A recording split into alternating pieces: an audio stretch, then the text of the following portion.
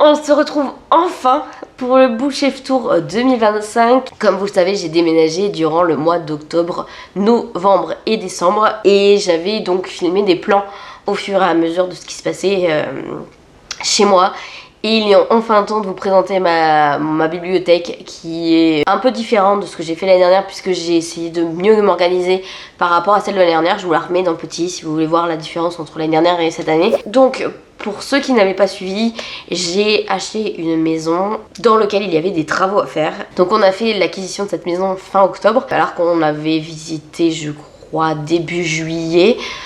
Donc le temps de faire toutes les démarches administratives, etc., de la visiter plusieurs fois, de voir comment on pouvait agencer ça, qu'est-ce qu'on pouvait changer, etc. Ça a pris donc quelques mois. On a réussi du coup à enfin devenir propriétaire fin octobre, et à partir de là ça a été une course contre la montre, puisque on devait déménager maximum le début décembre pour rendre l'appartement et pas payer et le crédit et le loyer en même temps. Donc ça a été une course contre la montre où on a dû faire les travaux dans un temps record. On y était tout le temps en fait. Pendant les vacances c'était non-stop, après c'était après le boulot jusqu'à pas d'heure. Voilà, on a fait que ça pendant un mois et demi. Ça a été hyper intense, on a été extrêmement fatigués et on avait donc pas mal de choses à faire, surtout que forcément dans les travaux il y a forcément des boulettes qui se passent. À la base on avait juste à abattre un mur, enlever la cuisine, faire l'électricité, déplacer un robinet, peindre l'entièreté de la maison, changer quelques trucs électriques, faire passer internet dans les combles, enfin voilà, il y avait pas mal de choses à faire. Mais ce qui nous a mis extrêmement dans le jus, c'est que quand on a voulu enlever les plinthes et la crédence dans la cuisine, le mur est parti avec. Comme vous pouvez voir sur les images que j'ai probablement mis à ce moment-là, le mur est parti avec et on a été bien embêtés, puisque il a fallu en fait carrément ouvrir le mur pour pouvoir faire ça proprement et que ça se voit plus ensuite. Mais ça nous a mis un retard monstre, puisque en fait on devait changer le sol de tout le bas et on a enlevé les plinthes de tout le bas, les plinthes de carrelage, et donc on avait des trous dans tous les bas des murs.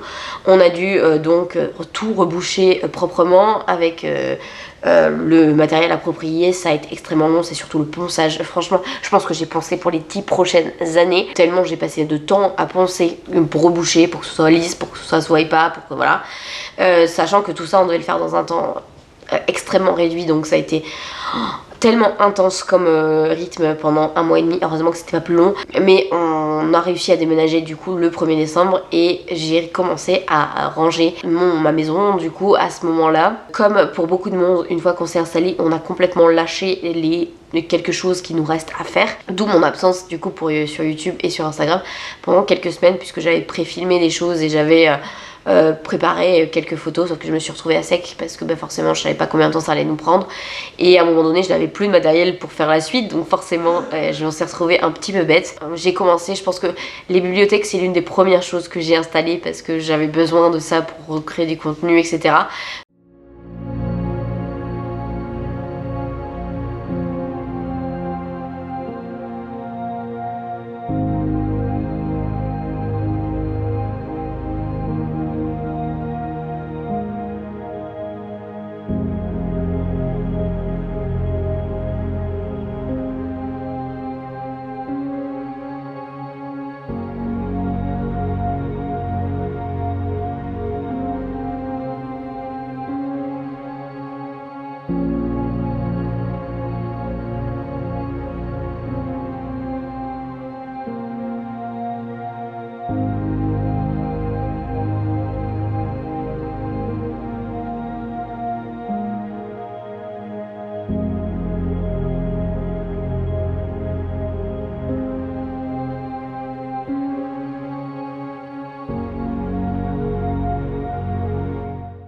Même si je pense que ça a été le déménagement le plus chaotique de toute ma vie, puisqu'on était tellement concentrés sur les travaux dans la maison qu'on n'avait pas du tout préparé l'aide de déménagement.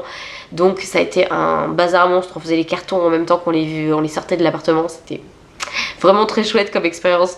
Maintenant ça me fait rire, mais c'est vrai que sur le moment je rigolais pas beaucoup. Donc dans cette bibliothèque derrière moi, il y a tous les reliés et les brochets, tous les poches sont en haut.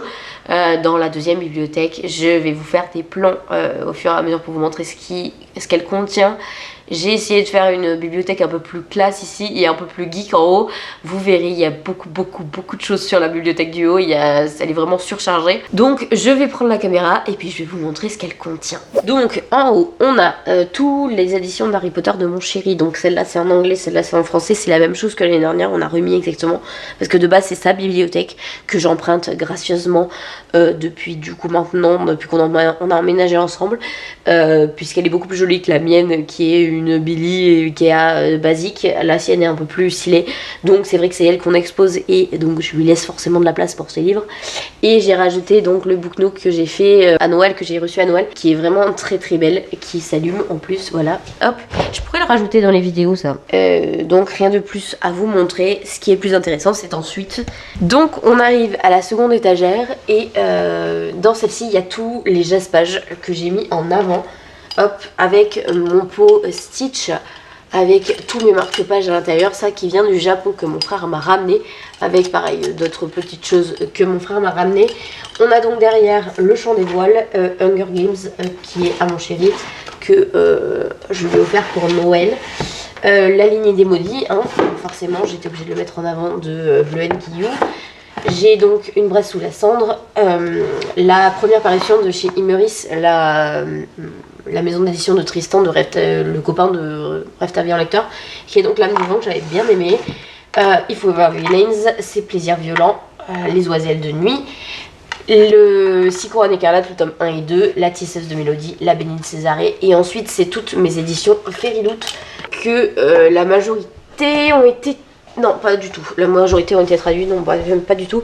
Ça, c'est Long Live Evil, donc c'est Longue Vie au Mal qui a été publié chez Corrigan. Ici, c'est Evocation de S.T. Gibson qui n'est pas encore traduit. Je vous ai présenté assez récemment dans un objet de lecture. Ensuite, nous avons The City of Stardust, donc la cité de la poussière d'étoiles, mais je crois qu'ils l'ont pas traduit. Je sais plus chez qui il est sorti. Chez J'ai lu peut-être. Non, chez Brajlon c'est sorti. De Georgia Summers, que j'ai pas particulièrement apprécié, mais j'aime vraiment le chasse-page, donc pour l'instant je l'ai pas vendu. Fireband, l'un des plus beaux livres de ma bibliothèque. Sans conteste d'ailleurs, il a été annoncé par De Saxus, donc si vous voulez découvrir cette histoire qui vaut extrêmement le coup. Ensuite nous avons The Honey Witch, que j'ai bien aimé mais sans plus, mais j'aime beaucoup cette édition, je la trouve vraiment très jolie, très printanière. Donc ça c'est tous mes reliés avec Jaspage, sachant que j'ai une pile qui est juste là, je sais pas si vous la voyez, qui est tous les livres que j'ai lus ce mois-ci.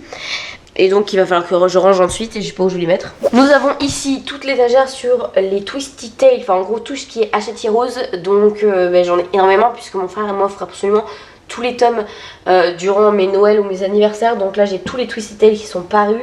Il me manque que la complainte de Sally qui devrait pas tarder à arriver chez moi. Ici c'est tous les Disney Villains et au-dessus j'ai tout ce qui est Happily Never After. Je pense que cette saga est terminée, mais voilà, il manque juste la bête là que j'ai pas encore lu, mais je sais pas où je vais les caser parce qu'il n'y a pas assez de place pour ranger là, donc je sais pas comment je vais me débrouiller encore, j'ai pas encore décidé. Ici caché un petit peu derrière ma pile à lire, j'ai tous mes reliés qui n'ont pas de jaspage, sauf Steam Sailor qui est aussi un jaspage.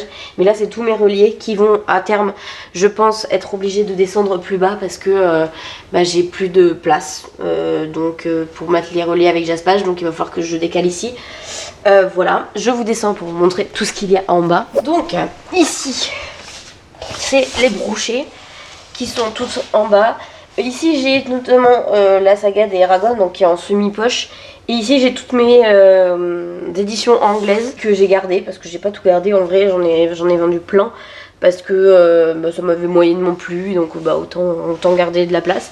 D'ailleurs je vous ai pas dit, mais en fait en déménageant j'ai énormément fait de tri dans mes bibliothèques. J'ai vendu je pense une trentaine de livres en tout, ouais 30, 40 même, pour faire de la place parce que je commençais à avoir beaucoup trop de livres. Donc ouais, en tout il y a bien une quarantaine de livres je pense qui sont partis de mes bibliothèques. J'ai gardé que ce que je pense que je relirai un jour, même s'il y en a encore qui sont un peu sur la sellette, on sait pas. Et ici j'ai donc tous mes brochets. Là j'ai donc la saga de Jupiter Phaeton, le trône des magiciens, Impossible créature que j'ai lu récemment. Ici c'est tous mes deux Saxius en brochet, Belladonna, Sous la porte qui chuchote et Babel.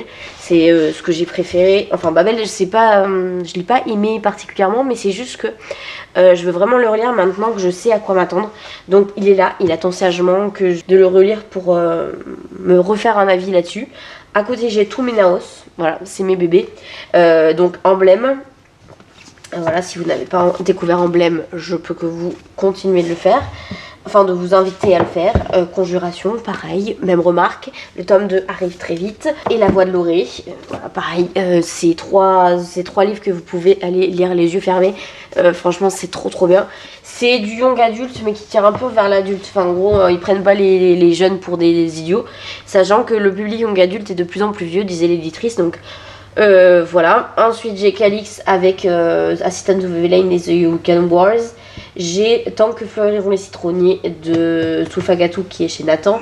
J'ai ensuite mes deux Lumen, La Société très secrète des sorcières extraordinaires et La vie invisible d'Adilaru. Et tout au bout là-bas j'ai les Hachette, Elle est le feu et Elle est la cendre que j'ai beaucoup aimé. Et j'ai Le nom du vent de Patrick Rothfuss qu'il faut aussi que je relise pour pouvoir lire les autres tomes parce qu'en fait je l'ai jamais terminé. Il y a toujours mon marque-page mais il faut que je recommence depuis le début parce que c'est beaucoup trop dense. Et ça c'est un livre que je voudrais vraiment me relire parce que ça fait un peu partie des légendes quand même de la fantasy. Et c'est tout pour cette bibliothèque là. Je vous prendrai un autre jour pour vous parler de celle du haut parce que là j'ai mon chéri qui est là et j'ai pas envie de le déranger. Je ferai ça à un autre moment ou quand il ne sera pas là pour pouvoir plus facilement vous montrer sans le déranger. Donc à dans quelques jours au moment où je vous parle. J'en profite également pour vous montrer ma pile à lire qui est actuellement pas rangée comme d'habitude puisque je participe au Cozy Book Challenge au moment où je vous parle et j'ai donc rassemblé tous les livres que je dois lire ensemble pour être sûr de pas en louper, de pas oublier, de voilà. Donc tous les livres qui sont là, ce sont des livres que je dois lire dans le cadre du Cozy Book Challenge, sachant que j'ai filmé une autre vidéo avant, donc il y a certains livres qui ne sont plus là, mais j'ai Christian City aussi dans cette pile à lire. Voilà, si je vous déplace ensuite pour vous montrer de l'autre côté. Donc de ce côté là il y a toujours donc la pile des livres que je dois lire pour le Cozy Book Challenge et ensuite j'ai tous mes reliés, donc ceux qui sont anglais qui viennent de la Fairywood qui me restent, les 700 sans visage et le livre qui refusait de brûler de Mark Lawrence. Voilà, donc ça c'est tous les livres que j'ai à lire qui sont des reliés. Et en bas, tout en bas, j'ai tous les livres de poche et les brochets que je dois lire actuellement. J'ai les mangas aussi. Certains qui sont là depuis plus longtemps, donc normalement tous ceux qui perdent de là, plus on va vers là-bas, plus ils sont récents. Ça c'est donc les plus vieux de ma pile à lire, ça c'est donc les plus récents. Notamment il y a le Agatha Christie, c'est le plus vieux, La Villa aux Étoffes, voilà. Donc ça c'est toutes mes reliques en fait jusque là. Après c'est moins des reliques on va dire. Le deuxième tome du Royaume de Cuivre, Les Serpents descendant de la nuit, ça c'est ce que j'ai eu à Noël, Le Combat de l'hiver que j'ai reçu de la part de Gallimard et Outre Noir que j'ai reçu de Lumen. Voilà, c'est des livres que je dois lire prochainement. C'est donc mon chariot à pile à lire. Et en haut j'ai tous mes feutres que j'utilise donc pour les coloriages mais aussi en général les jaquettes. Là je suis en train de refaire mes nuanciers, ça n'a rien à voir, voilà, je suis en train de refaire mes nuanciers pour avoir des trous pour que ce soit plus facile pour choisir les couleurs dans les coloriages mystères, voilà. Et donc c'est ma pile à lire. Bon du coup comme prévu je vous retrouve pour parler de la bibliothèque qui est derrière. Sauf que en fait je me suis rendu compte qu'en rangeant, en fait cette bibliothèque n'était pas du tout rangée. Donc avant de vous la présenter autant la ranger un peu, qu'elle ait l'air à peu près présentable. Donc c'est ce qu'on va faire tout de suite. Et ensuite je vous montrerai ce qu'elle contient. Alors vous allez le voir au fur et à mesure probablement, mais quand même.